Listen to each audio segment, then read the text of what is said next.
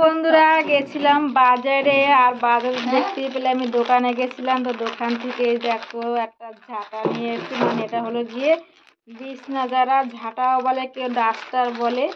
তো এটাকে নিয়ে এসেছি, এটা কেমন হয়েছে তো অবশ্যই জানিও, ঠিক আছে।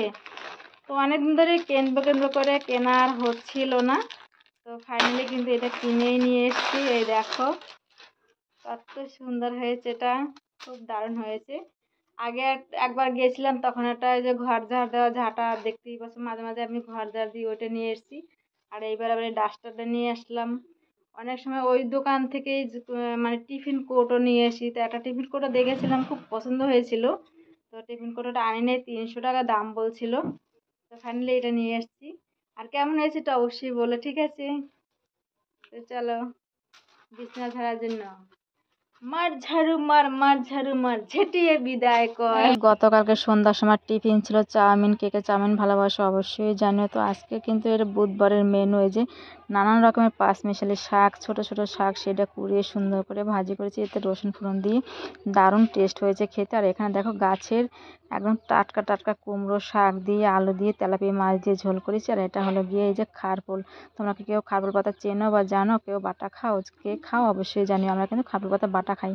আর এখানে দেখো আমার মায়ের জন্য কিন্তু ভাত বেড়ে নিয়েছি, আমার জন্য ভাত বেড়ে নিয়েছি, এবং ছেলের জন্যও কিন্তু এই যে ভাত বেড়ে নিয়েছি। তো ফাইনালি কিন্তু আমরা এখন দুপুরের খাওয়া দাওয়া করতে বসে পড়লাম।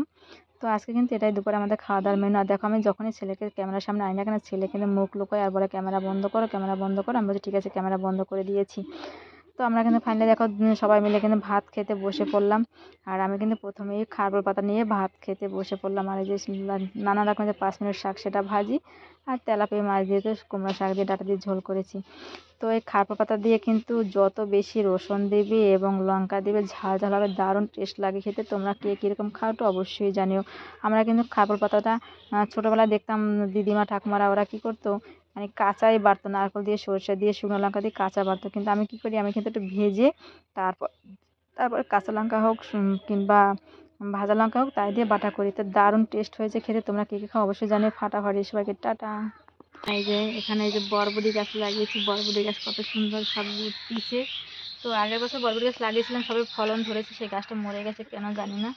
আর এই দেখো এই যে কুমড়া গাছ লাগিয়েছি, কুমড়া গাছটা বেশ বড় হয়ে উঠেছে। এই যে দেখতেই পাচ্ছ কুমড়া গাছটা কিন্তু বেশ বড় হয়েছে।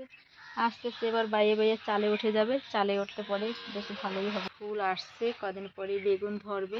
দেখতে পাচ্ছ এই যে বেগুন গাছটা কিন্তু ফুল আসছে। এই দেখো কত সুন্দর ফুল এসছে। এই যে এখানটায় ফুল দেখতে পাচ্ছ তোমরা, তো এখানটায় ফুল আসছে। এই একটা বেগুন গাছ একটু বড় হয়েছে, বাকি বেগুন গাছগুলো সব ছোট ছোট ছোট ছোট। আর এখানে এই যে আমার পেঁপে গাছটায় ফুল ধরেছে, দেখো এই যে পেঁপে গাছে কিন্তু সবে ফুল ধরেছে, কদিন পরেই পেঁপে গাছে পেঁপে ধরবে।